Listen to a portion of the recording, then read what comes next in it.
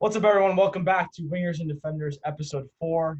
As usual, Christian, Jake, and Joe together. We'll be talking about the Premier League mostly, but some other topics as well. Just breaking it down and, per usual, just giving our opinions on what we believe. So let's just get right started with it. So as we all know, Chelsea FC love to spend money. Now, it's not Man City, but it's Chelsea, and they love to do it when they can. They had their transfer ban. Now it's over, and now they're spending money. You have two signings they've already made for pretty big bucks.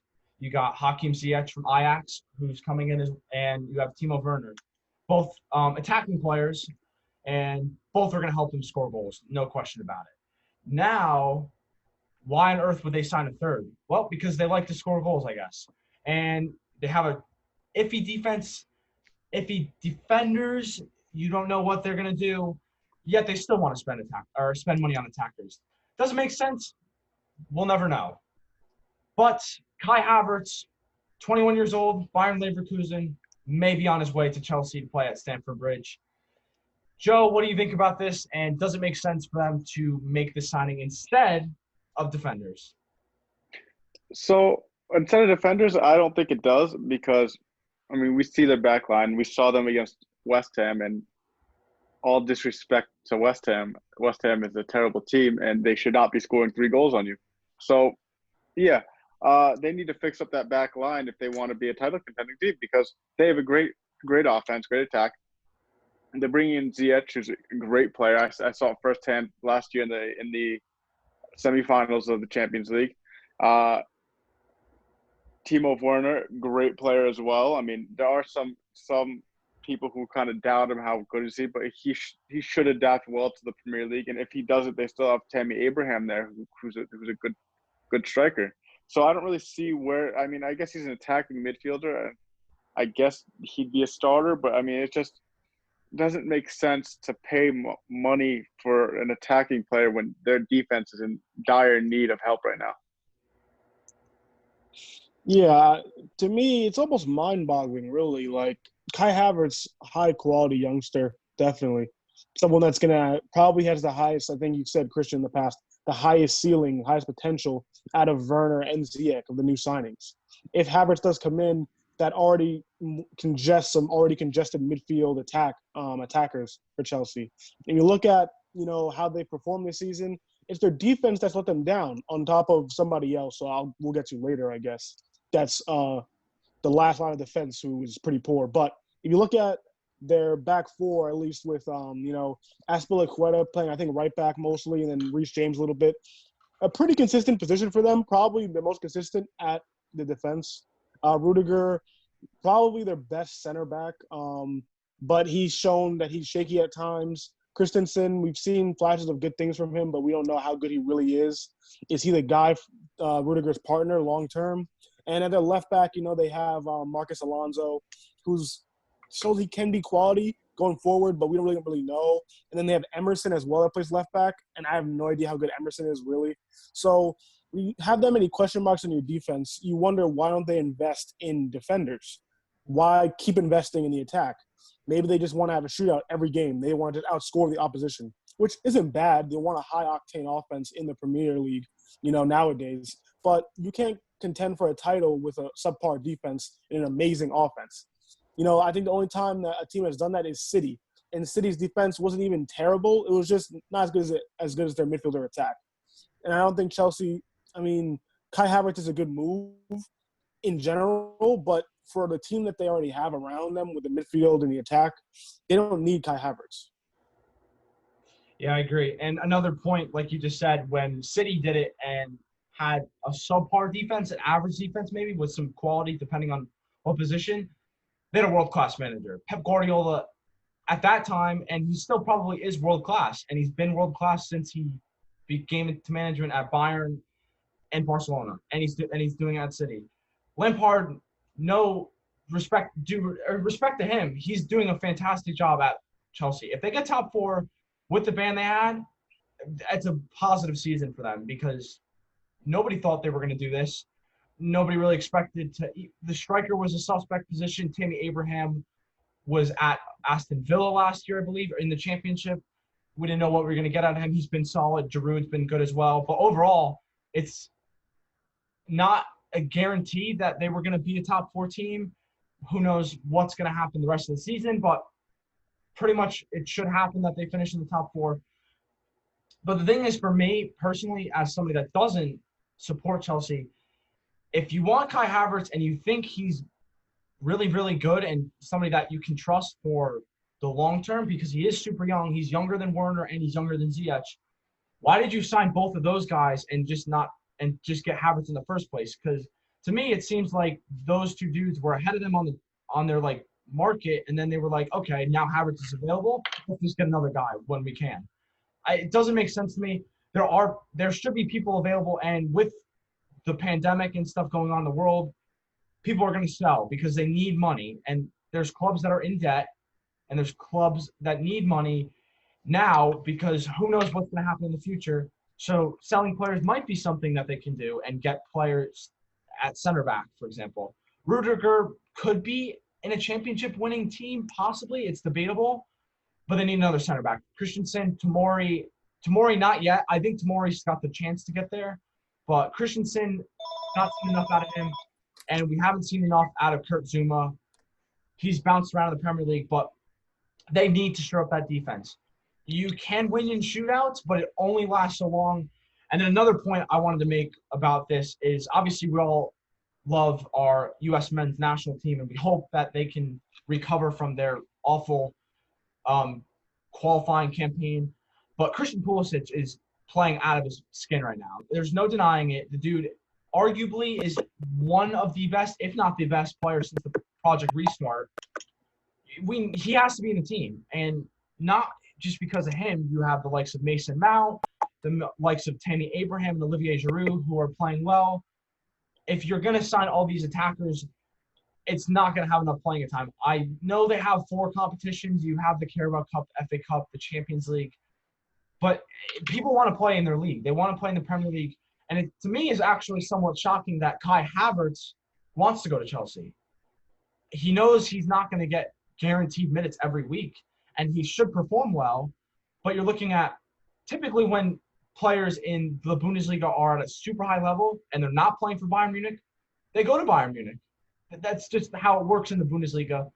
And for me personally, as a Liverpool fan, I'd love to have Kai Havertz, our 4th string wing, attacker when Salah, Mane, or Firmino aren't on the pitch is typically Divock Origi. And I like Divock Origi, but there's no question about it. Now and in the future, Kai Havertz is better than him. So to me, I think that on both sides of the spectrum, Kai Havertz doesn't make sense in the specific situation that Chelsea's in for him to go there. And it doesn't make sense for them to consider an attacking player their primary need at this moment in time. To be fair, though, to be fair to Chelsea, that they may actually have a plan here, because I was reading a report earlier to say that Havertz might only be 50 mil. So if you could get him for 50 million, when on transfer market he's worth up to, like, I think he's at 89 million right now, and at one point he was 99 million. That not buying him in the winter window turns out to be a better decision for them. They might actually get him for a lot cheaper, and then still have money left over to sign young center backs. So Chelsea may end up having basically been put in an amazing situation here. Yeah, there's a chance that Frank has thought this through, and he may have people believe that, yeah, he's overloading his attack, but maybe he wants players out. You know, Willian probably on the move. We don't know where he's going to go. Pulisic, I think, is playing great. I want to see if he's going to be able to play week in, week out for them next season. And maybe if Lampard wants to move on from him, other attacking players, we don't know. So maybe Havertz is a move that he wants to make. And like Joe said, he can sign some young players at center back or defenders that can really help him out in the future. Maybe that's what he wants to do. I don't know. Yep. Okay, so we'll get on to the next topic, which is we are going to be discussing the English Wonderkids. Now, there's no question that the Premier League is full of talent and young talent, but a lot of these players happen to be English. You have the likes of Mason Greenwood, the likes of Phil Foden, and Saka as well. You have all these players that are ultimately going to affect England now, in the future, and who knows what they're going to do in the World Cup. But Joe, what are your thoughts on the likes of Phil Foden and Greenwood and Saka since the restart especially? Well, I love them all. I think they're all great players, and I know I'm going to get a lot of hate from fellow Spurs fans who watch this video, but Saka is my favorite out of all of them. I hate to say it, but his game is just so attractive. I love the way he's able to break down defenders, get crosses, and put it on a plate for his attackers who are mostly poor when you look at the likes of Lacazette. So we'll see how he does. We'll see how he does in the future once Arsenal reload and actually bring in some more attackers who can also play and back up Aubameyang, back up Pepe. But he's such a great player, and we're already seeing he even has a bit of a scoring touch in him when he scored that great goal this past week. I believe it was against – help me out here, Jake. Wolves. Wolves, yes. A great goal that game. And then Phil Foden I like a lot as well. Foden – we've seen him show up against top 6 clubs, big clubs, and I think the issue with him is like he's obviously gonna have a tough time breaking into the City team, but if he does, he's really proving he's world class. And then there's Mason Greenwood, and everyone knows Mason Greenwood's been talked about for a while, and we're seeing what he's doing on a already loaded attack for Manchester United. He's really making his way, and at this point, you got to think, how can we bench this guy? He's scoring in every single game, so. For those three especially are really, really special players, and they're really going to help England in Euro 2021 now, I guess, and then World Cup 2022. Yeah, and then obviously the other English wonder kid we could definitely discuss that isn't in the Premier League, but possibly could be in the next couple of weeks. Jadon Sancho. I literally cannot – it's remarkable what he's done since leaving Manchester City and going to Dortmund. And we all talk about Dortmund as this team that just continues to get young talent and then ship it off for more money. I think that's just a credit to their coaching and management, getting all these super young players in and finding a way to get them. You have the likes of Dembele and now Sancho. Haaland's now in there. I think they're just set up to get even more English players and players that wouldn't typically go away and abroad from England to go to Germany and specifically Dortmund, because Jadon Sancho is world class. He's super young. I think he's got the ability to go to the likes of Manchester United and put them over the top, especially on the offensive end. Jake, what are your thoughts on Jadon Sancho possibly joining the likes of Foden and Greenwood in England, possibly at Manchester United in a couple weeks? Well, what hurts me is Sancho's probably my favorite player that doesn't play in the Premier League other than Mbappe. I've been on Sancho probably for 2 seasons now. I think he's one of the best wingers in the world currently. And that's high praise for him, but I think he really is that good. And it pains me that he's probably going to go to Manchester United, because that will already add more to an already devastating attack. If you add, a front three of Martial, Rashford, and Sancho with Bruno Fernandes and Pogba behind them, that's very scary. And Greenwood coming off the bench, and Lloyd Greenwood's playing, maybe he might even start next season the way he's playing right now, the form he's in. So that attack, those 5, 6 players, if you add Sancho, is ridiculous. And I think if he comes to the Premier League, the talent is going to be through the roof. Probably the best talent we've seen in the Premier League since the Ronaldo era, probably even before that. So I highly rate Sancho, I highly rate Foden. I think Foden, I don't know how many people know this, but Foden's probably my favorite Premier League player outside of Arsenal in the Prem, other than Paul Pogba. I really rate Foden and Pogba very highly. And obviously Greenwood, we see what he's been doing since Project Restart has restarted. Greenwood just can't stop scoring goals. And it's just at 18 years old, he's doing this almost easily. It's scary to see the youth coming up. And I'm happy Saka is representing Arsenal, representing Hale End, the Arsenal Academy. But, so much talent. And if Sancho comes to the Premier League, next season is going to be one to remember it's going to be amazing.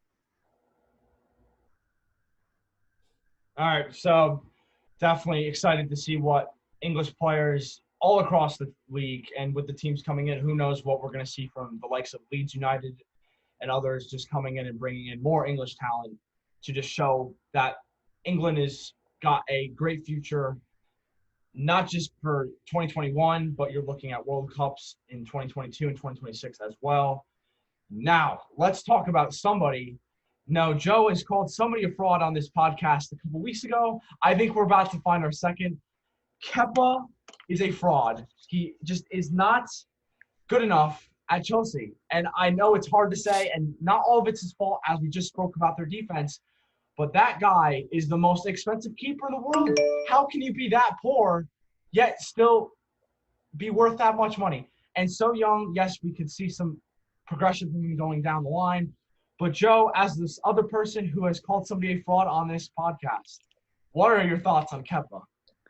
My thoughts on Kepa, I'd rather have Noah Trost in goal than Kepa at 80 million pounds. I would rather put Noah Trost in goal and have him defend shots yeah, that's my thoughts on Kepa. That man's a fraud. He's terrible. He hurts Chelsea. They already have a terrible back line, so he just makes it even worse because his bonehead decisions. He doesn't know how to play goalie. I don't know what goes through his mind some of the times. He's like Ederson. He's like a poor man's Ederson with brain like dysfunction out there, because both of them just want to make unbelievably stupid mistakes. But they just need to get rid of him. They need to just swallow their pride, ship him out for like 20 mil. I don't even know how much you're going to get at this point, and bring in another keeper, because keepers aren't too expensive. But maybe they could try to get Dean Henderson from Sheffield or United also, because Man United has him. He's on loan at Sheffield right now. But they just need to cut ties with Kepa, because he's a hindrance to their team. Yeah, I have only 2 points on Kepa, really, I think. The first is going down all the keepers in the Premier League. I think most of the keepers in the top 14 or 15 teams in the Premier League are going to do the same job that Kepa's doing. If you put Dubravka on Newcastle for Chelsea, he's not conceding many more goals than Kepa is, but he's not worth 80 million. If you put, I don't know, Jordan Pickford in the Chelsea goalkeeper kit, he's not conceding, I don't think, any more than Kepa has. I think Kepa is one of those players where not many people like him. Not many people rate him. Even Chelsea fans don't really rate him. When Sarri was there last season, we saw the problems that they had. I'm struggling to find people that actually rate Kepa. I don't know if Kepa rates Kepa. I don't know what – I don't really know what to say. It's baffling that Chelsea can make good moves like Ziyech, Werner, sign good players, do good business supposedly, and then they throw $80 million down the drain, it seems like, on Kepa, who, yeah, their team is in third place for sure. I think that's down more to Frank Lampard, their very good midfield of Conte, Kovacic, Jorginho, and their attack, more than their defense and their poor goalkeeping. I think if you put any of the keepers from anyone below Chelsea, from Leicester all the way down to probably Crystal Palace, Brighton, all those keepers can come into Chelsea and do the same thing that Kepa has done, or even better. I think he's poor. I think he's a bottom-tier Premier League keeper, probably in the almost maybe a bit better than a relegation keeper. He's like a 15th best. I'm not even joking. 14th, 15th best in the league. Yeah, and then I just another thing to note, I found a tweet from mid-January, and at that specific time, his save percentage was 55% of his shots. That's not happening. It's unacceptable at a top club. And the likes of – there's so many keepers. Tim Krul, they're all – in Norwich, for example, Aston Villa's keeper. They're all facing shot after shot after shot. Chelsea aren't facing – I mean, they do leave themselves exposed going forward so much with all these different attacking players, but he's not facing the shots that some of these relegation teams are facing, yet he's got the worst save percentage in the league. That's horrible. It's unacceptable. You can't be that much money. And right before he was signed for Chelsea, Alisson was signed. And we all know what we think of Alisson, even personally. And he's got his struggles at times, but 55%, that's not something Alisson's ever going to do. Alisson, at that specific time that Kepa was at 55%, was 83%.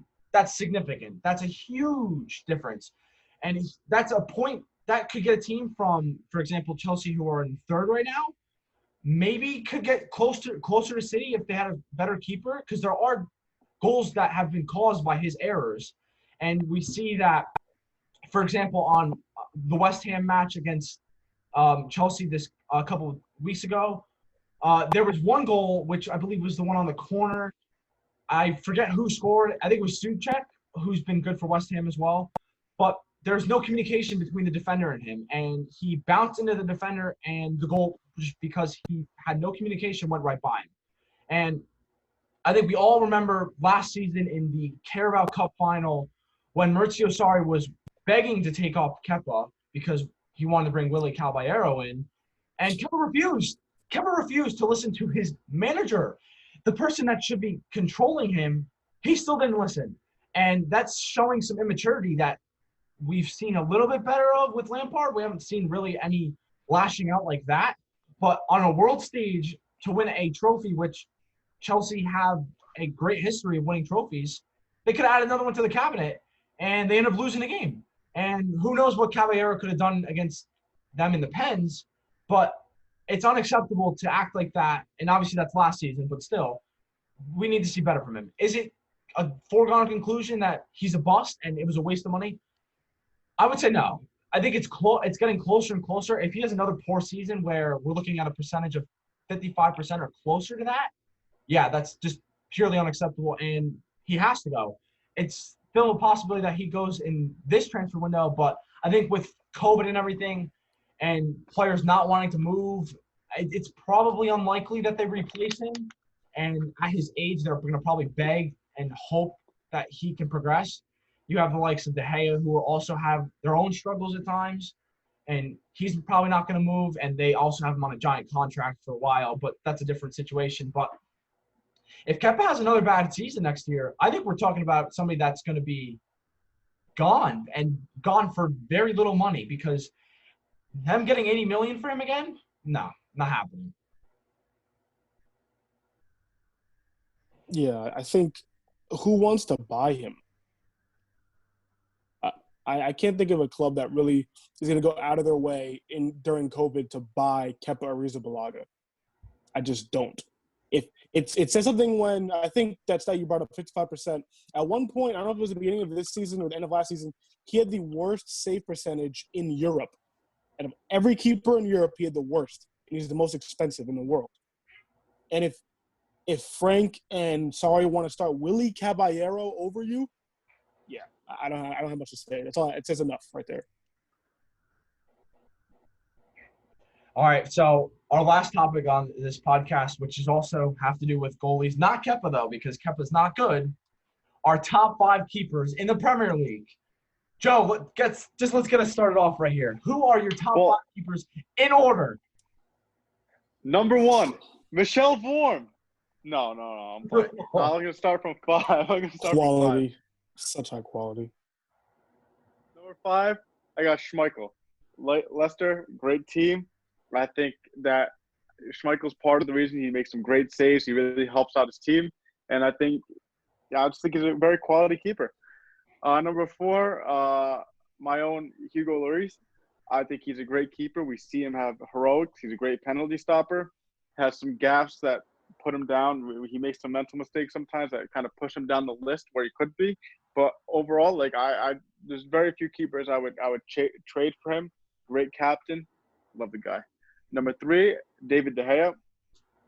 I think we've seen his gaffes this year. People have been questioning him. I think his body of work throughout his career, it's too early to put a lid on him. I think he's still very world-class keeper, one of the best. I think, yeah, he's just a great keeper. We see him make amazing saves all the time. And number 2, Bernd Leno. Really big supporter of him. I think we see when he's helped Arsenal stay away from relegation earlier in the season when they were under Emery and Freddie. So I think we've seen him make heroic saves. Hope he gets better soon. Hopefully, I guess. And then number 1, Alisson. Oh. Obviously, that's my guy. I mean, you can't say anything other than Alisson, other than he's arguably the second best keeper in the world. So, yeah, that's my top 5 keepers. Jake, give us what you got. All right, so at 5, I have Dean Henderson. Now, I'm going off of this season. I'm not going off of careers, how well they played, because David De Gea would probably be number 1 or 2 on this list if that was the case. But Dean Henderson has had a good season for Sheffield United, playing so well, possibly can get a Europa League spot with Sheffield United, which would be crazy. The Manchester United loanee might come back and take David De Gea's spot next year. Who knows? High quality season, very good keeper, very young. I think he has a high ceiling. At number 4, I have Kasper Schmeichel. As Joe said, great shot stopper. Arsenal played Leicester a couple days ago, and one of the reasons why we weren't up 3-0, 4-0 in that game, Schmeichel made great saves, always in the right place, great positioning, great shot stopping, and pretty good distribution. I think he's a top 5 keeper. Number 3, he's going to be controversial because I talk trash about this guy a lot, but I had to put him here. It was between him and Schmeichel, 3 and 4, Ederson. I think Ederson is a fraud to an extent because people believe Ederson is better than Alisson. People rate Ederson as one of the best keepers in the world, and I think that's not true. I think Ederson is 3rd or 4th best in the Premier League. I think his distribution is probably the best in the Premier League, and I'm kind of saying that I'm not fully certain if he's the best in distribution, but he's quality at times, decent shot stopper. I just wish the ink didn't go to his brain all the time and he didn't have to, punch Eric Garcia, his center back, against Arsenal. But, I think he's quality. Number 2, I have Bernd Leno, my keeper. That's my keeper. I think he's the most underrated keeper in Europe, to be fair. One of the most, because he's such a poor back line. He bails us out so much. I don't know why many people don't rate him. I think because he plays for Arsenal. Everyone has to hate Arsenal. I think he's super quality, amazing shot stopper. And if he didn't play for Arsenal, he'd be one of the best keepers in the world. People rate him that highly. And then number 1, obviously, no questions, Alisson. If you go to back-to-back Champions League finals and you win the Premier League with the best defense and you're the best keeper on that team, the best keeper in the Premier League, top 3 in the world, possibly arguably number 1 in the world, competing with Oblak, I think – he can't – there's no one else that can be number 1. Just super quality, great shot stopper, good distribution, just really intelligent footballer as well, underrated IQ, great player. I don't know what else to say. Alisson, number 1. How are you gonna have Dean Henderson over Lurie? I just need to know. I just need to know because that's just disrespectful. You're gonna disrespect a World Cup winning keeper. I just need to know your reasoning for that. Oh, we're talking about the French national team or Tottenham Hotspur? Oh, We're everything together. Talk about this season. Okay, so we're talking about this season, but this season, the international play still counts with this season. But they won the World Cup 2 years ago. 2018. That's true, but respect Hugo Lloris. I respect that, man. I think he's top 7. I'll give you that. Top 5. I mean, he kept Bournemouth clean sheet against Bournemouth. That's quality, right? Yes, he did. Yeah, he did. He did let Aaron Connolly score a brace on his head after his arm was, destroyed. But I'm not going to talk about that. He came back strong, but Connolly just scored a brace on his head. He's had some good saves this season, but, I mean, he plays for Jose Mourinho. Neil Mopai. Or Mopai. Again, I'm struggling for relevance. But yeah, you want to talk – you're going to talk Brighton. You're going to talk Brighton. You lost them too. Twice. They did the double on you. Don't talk. You're talking Brighton when they did the double on you. I don't know, man. Guys, he's very hurt. Before this started, he said he wanted Jose out because they drew 0-0 to Bournemouth. We'll save it for the London Derby preview, but let me just get to my list quickly. Yeah, you go. Here we go. Now, I have a keeper that neither of you had, and I'm going to be interested to see what your reaction is. And it's not for a team that is particularly great going forward, but, man, there are games where they just sit in and defend really well, and that is Nick Pope. Nick Pope, Burnley. He's got the top clean sheets in the league, which really I don't find shocking because they really have trouble going forward and really sit deep and just ask people to pressure them. But you got to give the man credit. He has been in the England squad on numerous occasions.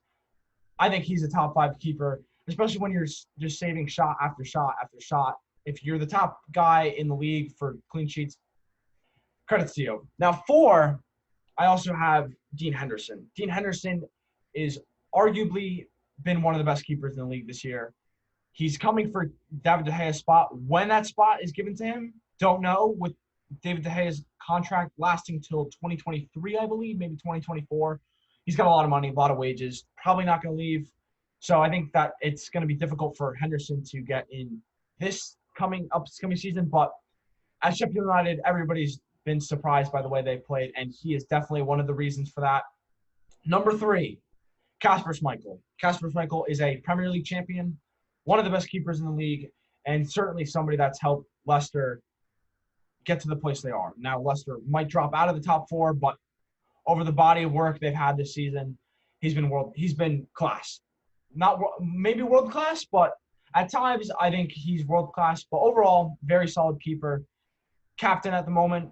Very, very, very pleased with the way he's played, and obviously a Premier League champion. So this isn't the first time he's performed at an elite level over the course of the whole season.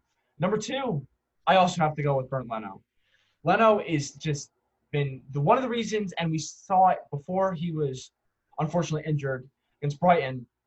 He was keeping Arsenal afloat in the game against Man City to begin the restart. Before all the stuff happened with David Luiz, he was doing what he's done so well for that team. I get it. People don't rate him sometimes because he plays for Arsenal possibly. But I personally think he is one of the reasons why at times their defense holds up decently, because without him, there are definitely games where they would just get completely slaughtered against some of these elite teams in the Premier League, that especially going forward.